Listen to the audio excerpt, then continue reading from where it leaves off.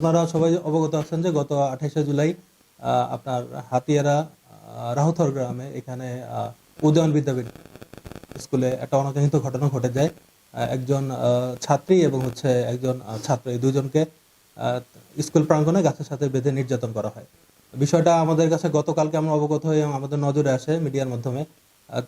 School কর্তৃপক্ষ বা অভিভাবকদের কাছ থেকে আমাদের কাছে তার আগ মুহূর্ত পর্যন্ত কোনো অভিযোগ করা হয় না। আমাদের বিষয়টা অবগত হওয়ার সাথে সাথে জেলা পুলিশ সুপার মহোদয়ের সরাসরি নির্দেশে এবং আমাদের স্থানীয় দুজন এমপি আছেন, দুইজন মাননীয় সংসদ সদস্য স্যারের নির্দেশে আমরা সারা রাত অভিযান পরিচালনা করি। এই ঘটনার সাথে জড়িত যে মূল হোতা তাকে গতকালকে রাত্রে রাজুর থেকে গ্রেফতার করা হয়েছে। আর এই বিষয়ে মামলা প্রক্রিয়াধীন আছে। ভিকটিমের বাবা এবং ভিকটিমের অন্যান্য আত্মীয় স্বজন উপস্থিত আছেন। খুব দ্রুততম সময়ে মামলা রুজু করা হবে। এর সাথে বিষয়টি তদন্তাধীন, এর সাথে অন্যান্য ব্যক্তিরাও জড়িত আছেন এবং তাদেরও খুব দ্রুততর সময় আজকে বা আগামীকালকের মধ্যে আমরা আইনের আওতায় নিয়ে আসতে পারবো বলে নিয়ে আসতে সক্ষম হবো বলে ধারণা করছি।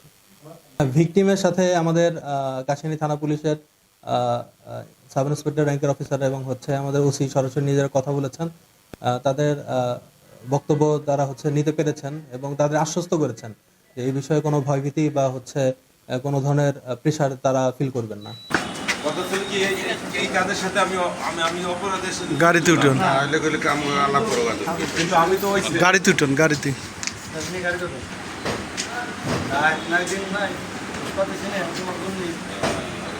আর একজন পাশে বসেন, এই শামসু ভাই পাশে যে বসেন গাড়ি। আমি যেটুকু জানি শুনছি, আমার ছেলে গেছে যা পাটের যাক ঢাকার উদ্দেশ্যে রাস্তায় গেছে, ওখান থেকে বলে কারা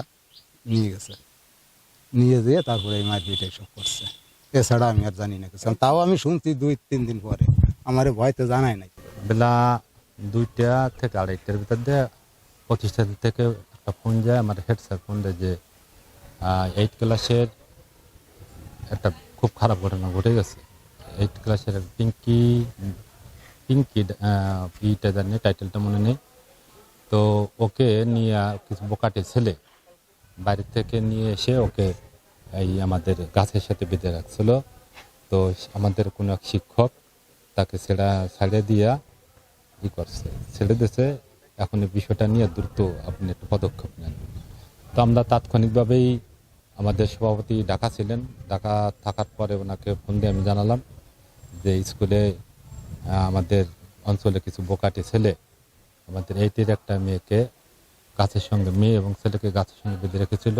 আমরা চাই আমরা নিরাপদভাবে ক্লাস করতে, আমাদের যাতে কোনো ঝামেলা না হয়। তার ক্লাস চলাকালীন সময়ে ওদেরকে ওখানে নিয়ে বাঁধা হয়েছে। আমরা ক্লাস থেকে হালকা কিছু দেখেছি, কিন্তু সে সেদিন স্কুল ড্রেস পরেছিল, কিন্তু সে স্কুলে আসেনি।